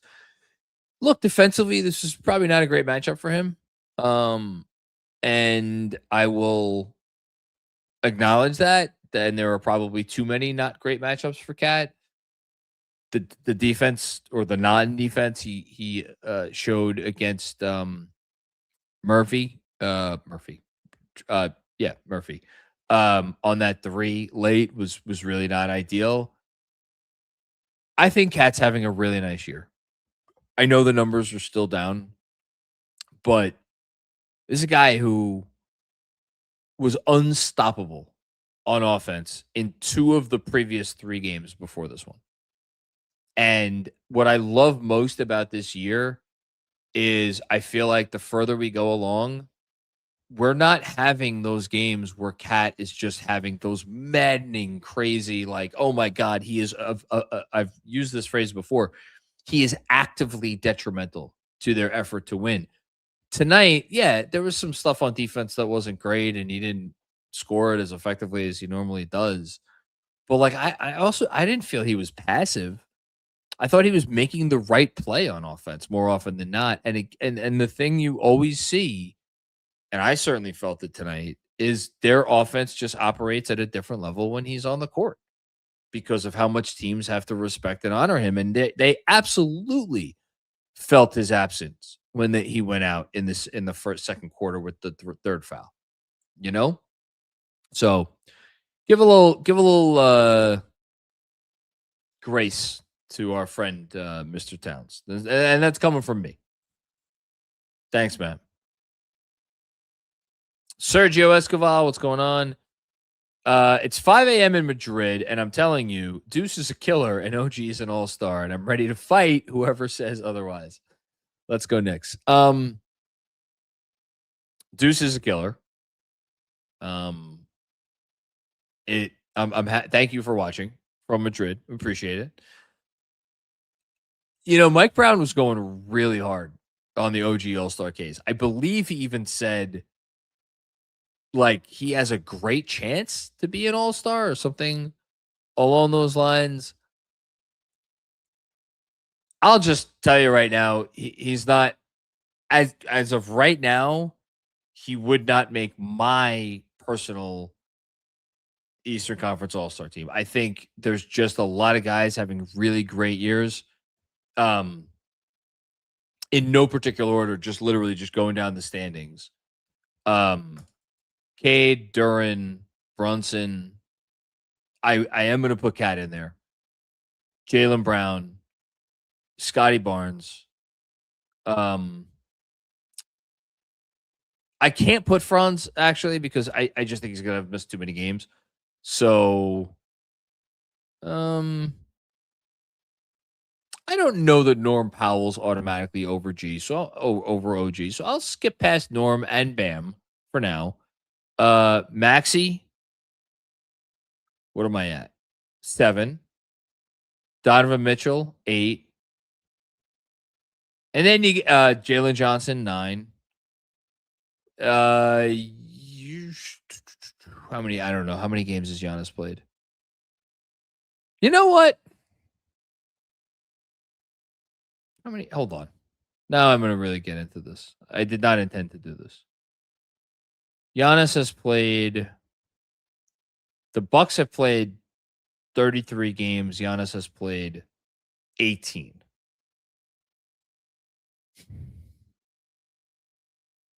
I mean, he's been the best player in the East when he's on the court. So I think he would probably be my 10th. And then I have 2 more spots. So you know what? I let me rephrase that. Maybe OG does make my team. OG's also missed games. That's the thing. If OG had been healthy for the whole season, I would think this would be a much more interesting conversation. the fact that he has only played however many games that he's played, which is after tonight 22 games. So that's, it's not nothing. I think I have to give consideration to Pascal Siakam. I know that's going to sound crazy. The Pacers are in last place. They stink. Pascal's been fucking incredible this year. Like Michael Porter Jr., I like really got on Fred when he said Michael Porter Jr. was on his Eastern Conference All-Star bubble when we potted on NBA Takedown a few weeks ago. It's not that funny anymore. Like Michael Porter Jr. is having that good of a season. Josh Giddey still deserves mention. I mentioned Bam. I mentioned Norm. I don't know what you do with Franz because he was playing at an all NBA level when he got hurt, and now he's hurt.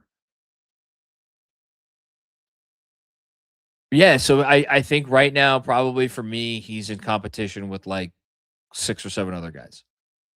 But among that group, I will amend what I said earlier. I think he does have a real chance. I don't think he will get in, but I think he let me rephrase that. I think he has a real argument for getting one of the last spots in the East. That's what I would say. Thanks, Sergio. Miguel Bustos, thank you for the contribution. And do we need an enforcer? Jose Alvarado type player. Well, I think Jose Alvarado only further endeared himself to the Knicks brass when he punched Mark Williams in the head, got him suspended 2 games. Do they need an enforcer? No, no. I think those days are done. But I like Jose Alvarado. He's a good player. I don't know who he's getting playing time over though. That would be a dicey, uncomfortable conversation. Thanks, Miguel. Hush Deuce or Hush Six. Man, I really miss Deuce. So important for us. Yeah. Deuce McBride, vitally important player for the Knicks. He has been for the last 2 years. Coming up, by the way. Oh, wait, it's today. Happy anniversary to OG Anunoby. 2 years since he got traded to the Knicks. And happy anniversary to Deuce McBride. You know what today is? Deuce McBride can officially sign an extension. And he could do so starting at the league average salary, which I believe is about $14 million. I wonder if we will hear anything about that. Thanks, Hush. Brody, what's going on, Brody? Leave Yabu in New Orleans. Bay looked so good in Bay looked so good in blue and orange. Yeah, I mean, obviously, I love Bay. I would love to do Bay for Yabu and whatever else within reason. I wonder how in demand Saddiq Bey will be on the trade market because there's not gonna be a ton of two-way wings available. And there's always teams looking for two-way wings. Always. Thanks, Brody. John Leary, what's going on, John? Random question. How would you rank the Knicks presidents, GMs of the 21st century? My Lord. Hang on here. How would I rank them? Off the top of my head, Leon Rose is 1. So just to be clear, we're talking about Scott Layden, Isaiah Thomas, Donnie Walsh, Glenn Grunwald, Steve Mills twice, Phil Jackson, Scott Perry, Leon Rose. All right. Really going to do this? I guess I am going to do this. We'll do Leon 1. Do Donnie Walsh 2.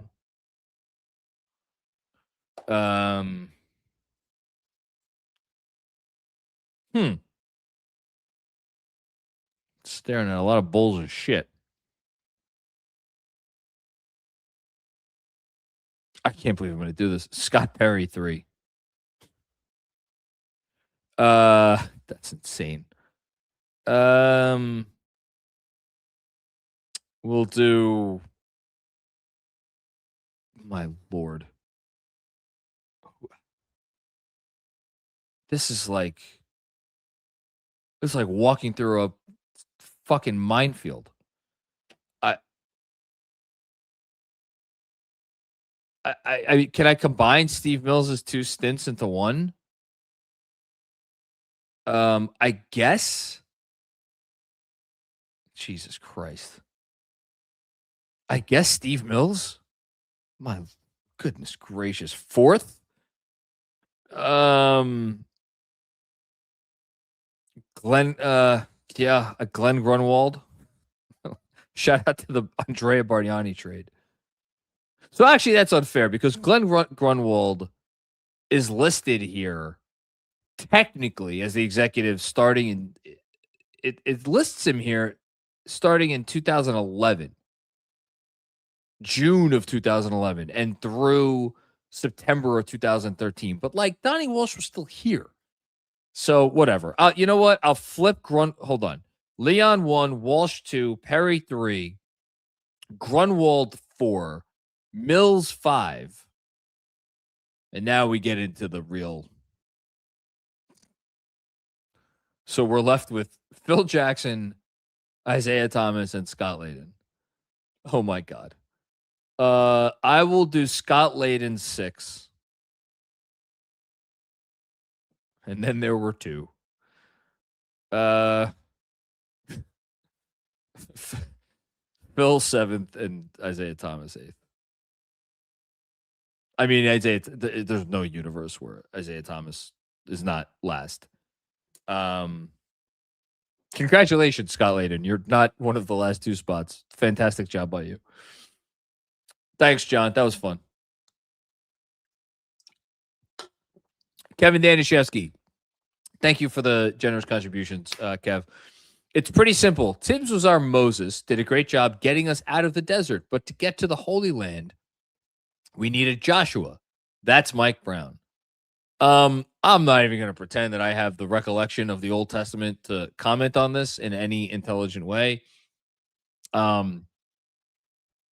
Moses seemed, he seemed like an angry guy. Didn't he throw the tablets? Didn't he throw the tablets at the golden ox or something? What was it? You're not supposed to fuck your neighbor's ox, right? That's one of the things. I would get mad if I was Moses and I saw people fucking their neighbor's ox. That's for sure. So maybe I shouldn't blame him for getting mad, much like I never blamed Tom Thibodeau for getting mad. In any case, yeah, I'm down for Joshua. So giddy up. Thanks, Kev. Haitian Ferg, what's going on, Haitian? Our bench seems to be championship ready, and they're playing with the intensity and unselfishness needed to be plug and play guys. Completely agree. Credit Mike Brown, who's our top 10 come playoff time. I doubt he'll go past 10. Yeah, I mean, I said it before. I think it's the guys you'd expect, the top 7, and then Clarkson, Kolek, and Diawara. I think it has to be Diawara, assuming they're healthy. And assuming they don't make a trade, and I'm not putting it past them to make a trade. But I think those are the top 10. Thanks, Haitian. Appreciate you. And by the way, just on their bench being championship ready, if fully healthy, I think they need everybody. For all the great stuff we've seen out of the kids, I think they need Deuce, and I think they need Mitch. Oh, wait, my God. Yeah, and then I didn't even mention Shamit's in my top 10, to be clear. He's in my top 10. Thanks, Haitian.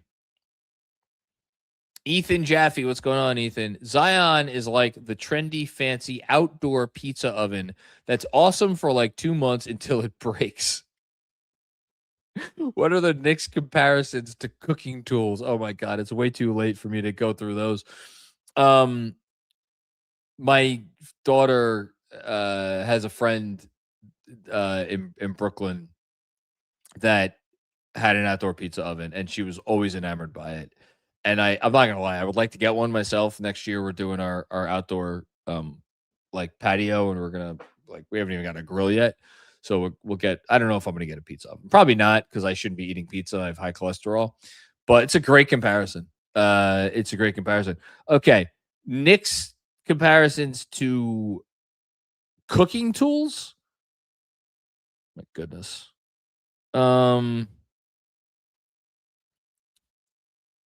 So I'll try to do a few here. So Jalen Brunson. Let me think about this for a second. I want to at least get the Brunson comparison right.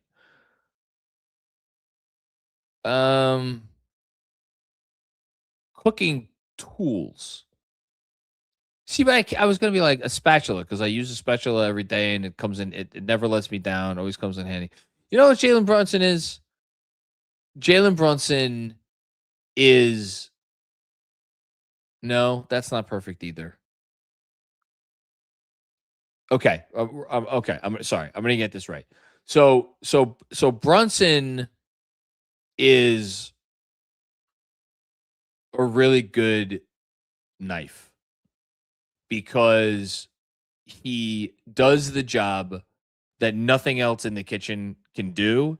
It's often the toughest job, and there's just an edge and a sharpness about him. So I think that fits from that perspective. And if you fuck around the wrong way with a really sharp knife, you'll get hurt. And Jalen Brunson obviously is more than capable of that. I feel like OG Anunoby is like an air fryer, because you don't really have to think about it. You just toss your piece of salmon or your French fries or whatever it is in there, and it's like, press the button, pull it out. 7 minutes later, things cook perfectly. So let's go OG Anunoby, the air fryer.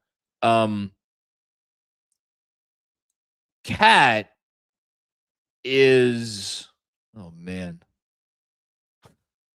what's a finicky kitchen tool? Trying to think of one. What's a kitchen tool that like you rely on, but also can, you know what? It's like your favorite pan that you've had forever, but it doesn't, like the nonstick, like, doesn't really work like it used to, because you've just scraped it one too many times. And as a result, there'll be one morning you'll crack an egg in there, and then it'll just stick, and it's like, oh, this is ruining my whole morning. That's cat. But it's your favorite. Like, it's also, it can elevate a meal. There's something about it that can elevate everything else. All right, let me see if I can do one more. I'm really not representing myself well as a chef here, and I like to cook too, which is unfortunate that I can't come up with better stuff.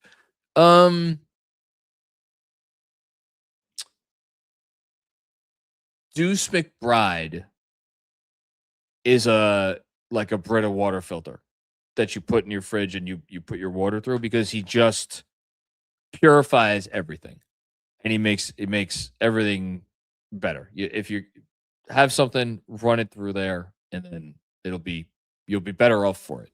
So that wasn't very good. I wish I could have done that better. If I had real time to sit and think about that, it would be a lot better. But I'll just say your pizza oven comp to Zion is better than anything I came up with. So there. Nice job by you. Anthony Six, though. Knicks have not been a 1 seed in 31 years. I know it's not critical to a finals run, but I want it regardless. Let's add to it. Mike Brown for Coach of the Year. So I went through it on Weekly Wagers with Sean earlier today. Mike Brown, if you think he's got a chance to win Coach of the Year, go out there and bet that now. Shout out to our friends at FANATICS Sportsbook. 31 odds right now. Mike Brown, Coach of the Year. So long shot, obviously, but he could do it. Knicks not being a 1 seed in the last 31 years. Does it matter? Yeah. It'd be nice. I don't know that I'm going to be holding my breath, but like, you know why it matters? It matters because there's no reason they shouldn't get the 1 seed this year. Like, every year up until now, you could be like, oh, well, this other team exists, or the Knicks had to deal with this thing or that thing or whatever. There's no excuse this year. Like, they should be the 1 seed. So fuck it. Go get it. Go be the 1 seed. Thanks, Anthony. Sri, what's going on, Sri? I think what's contributing to the porous defense is making the NBA Cup Finals. Historically, those teams have had rough stretches afterwards. For them to win despite their fatigue is impressive and special. This is exactly where I'm at, Sri. Like, they talked openly about it, and Mike Brown even said, I've never had to navigate this before.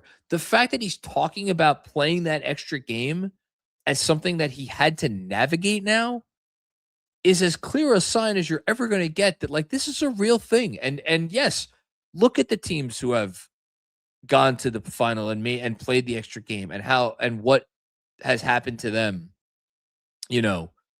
over the continuation of those seasons. Like, other than the Thunder and the Spurs, who both had the advantage of youth on their side.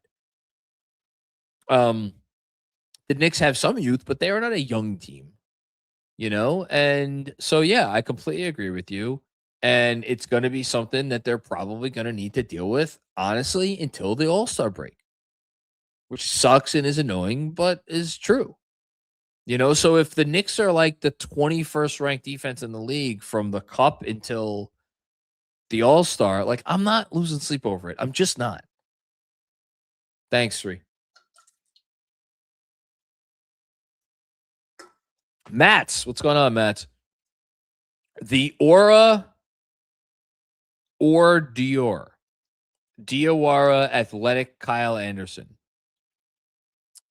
Did you mean the aura of Dior? I don't know. In any case, I couldn't possibly compare anyone else to Kyle Anderson. Kyle Anderson is one of those players that the NBA could be around for another 80 years. There's never going to be another Kyle Anderson. Such a gifted passer, such a smart player. And to say that he plays at his own speed is like the understatement of the century. But I think Diawara's, I don't know, man. Poor man Siakam is like my hope for him eventually. That'd be really cool. Thanks, Matt. And last one, OG team. I truly hope Jokic recovers soon, but I'm not going to lie, I had the same thought. Does this give Brunson a legit shot at MVP this year? So, again, shout out to Sean with a W, who put up the MVP odds earlier this season, or earlier today when we did weekly wagers together. Brunson currently, I believe, is 150 to 1 to win MVP. And I said, if you're placing the bet on Brunson, you're betting on a Nikola Jokic sprained ankle or something, something that would keep him out for at least 17 games. If Jokic misses the required number of games, at that point, I will at least become interested in the MVP race, because until Jokic misses the requisite number of games, there is no MVP race. Whether Jokic wins it or SGA wins it or basically one of those two guys win it, like, there's just no universe where a guy like Jalen Brunson would ever win it over a guy like Jokic. That just wouldn't happen.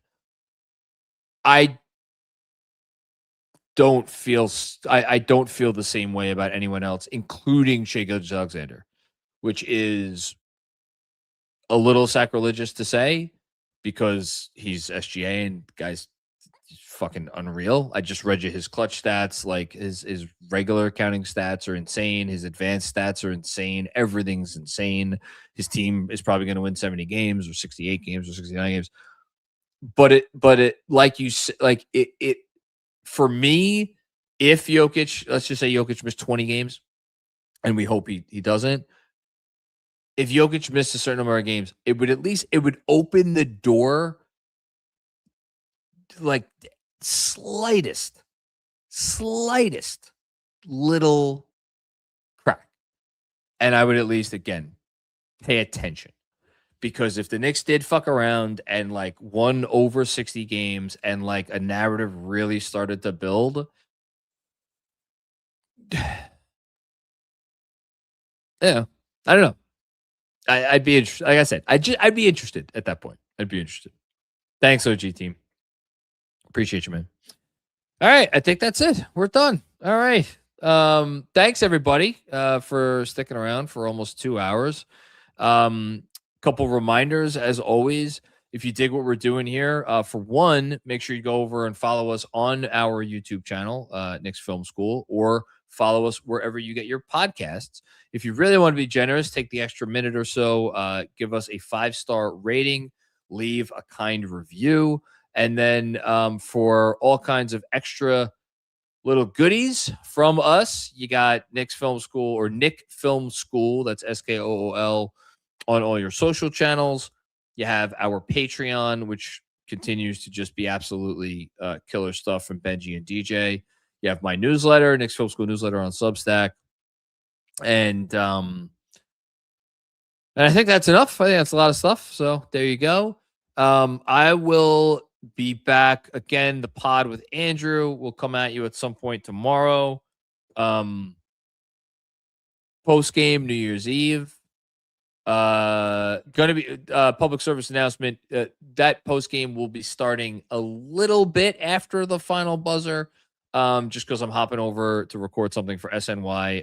Again, I'm pretty sure that's going to be as soon as the final buzzer is done. So hopefully the post game show will only be delayed by about 15 or 20 minutes, if that.